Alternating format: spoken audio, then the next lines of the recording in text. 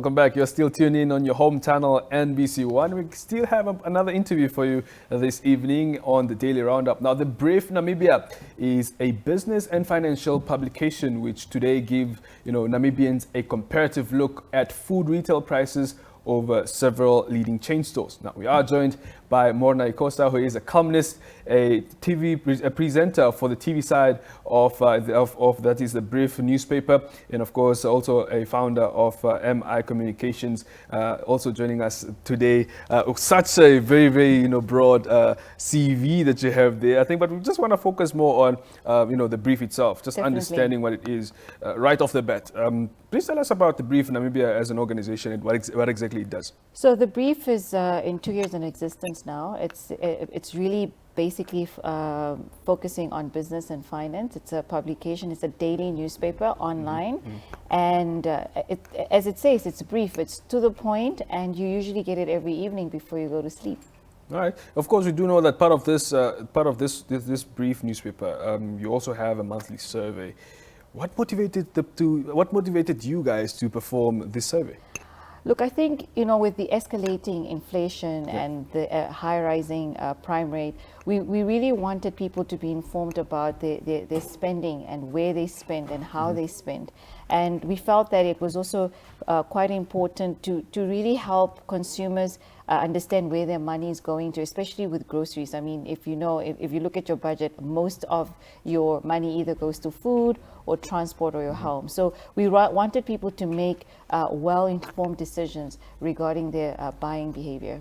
And maybe if you can just expand more on not on the purpose rather, but we do understand about the 16 staples that come into this survey that you choose for this month's survey specifically.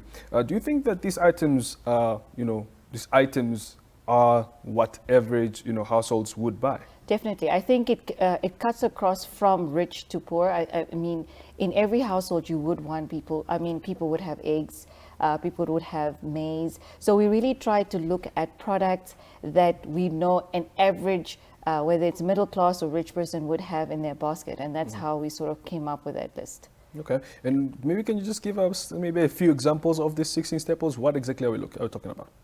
I mean, we're looking at basic, if you look at most households, we're really looking at starch. The starches, like I mentioned, the rice, the maize and so on, because I mean, starch is what makes people full, right? And if you are working on a small diet, I mean, not a small diet, but if you're working on a very limited budget, ideally you would focus a lot on your starches and not your proteins. And proteins would be the meat, fish, eggs, and so on. So we tried to balance the staples, and that's how we came up with the list. Of course, one of the biggest conversations happening in the country right now, not only in the country, but between Namibia and South Africa, to be quite specific, is that of the repo rate, and which is hiked now to 8.25% in South Africa, and which Namibia as well will echo soon. Will it affect food prices and, more importantly, consumers' pockets that are at home?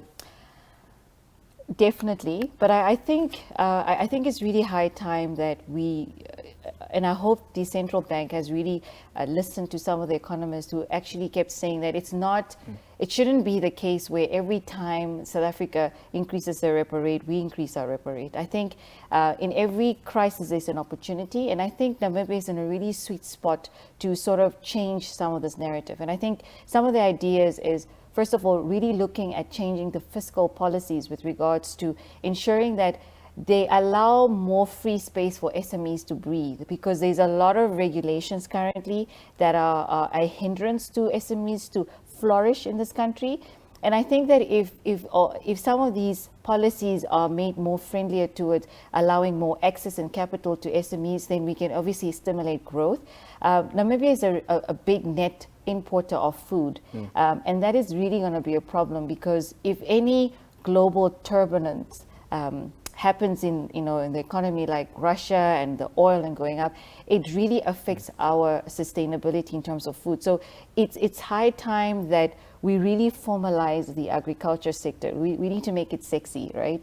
Make it really appealable to our youth to really pursue agriculture and really start growing our own stuff, start growing stuff in our gardens, And I think one of the other things is really formalizing the informal sector, the fruit vendors, for example. I buy a lot of my fruits and veggies from the fruit vendors, but a lot of other people don't, because they feel, oh, it's on the side of the road, it's maybe not clean, there's not, it's not probably fresh. Processed. Exactly. Yeah. So it's important that then, okay, let's build facilities for these vendors. Let's create fridges for them. If it's an issue around, you don't always have cash, then let's have fintech solutions that really look into how can we help these informal vendors to really provide these services. Because if you look at it really, if you go to fruit and veg and all these other retailers, there's nothing really special compared, like if you had to compare it to the fruit vendors. There's a crate of fruits, you pick it out, you put it in a plastic. It's not like they add any value. And I think one of the sort of silent stakeholder that we've never considered is the wholesalers. I think that Namibian Competition Commission really needs to look at regulating wholesalers, because just to give you an example, last year Simony Storms ran a survey, and they found out that, for example, the farmer would sell to the retailer green peppers at $13 per kg. The retailer would sell it at 63 per kg. Right. Can you see the difference? Sweet potato at 9 kg, the farmer would sell it, and then the retailer would sell it at, say, 64 per kg. And the middleman here is the wholesaler, who's actually sort of playing, I don't want to even say devil advocate. So we really need to find a way to regulate these prices, because the farmers are suffering, the fertilizers and the cost of production is expensive. So then if that is expensive, can government then subsidize the agriculture production through agri-board and all these other things? So I think there's a lot of other things we need to consider than just always putting up the prime rate and repo rate. I think another thing that also comes with this is, of course, an understanding of these regulations and how the other stakeholders like the agronomic board and all the other retailers also work. The kind of business a local person might not understand. Right. And it's probably one of the things that be needed. How can that be gone about? Look, I think a lot of awareness is important.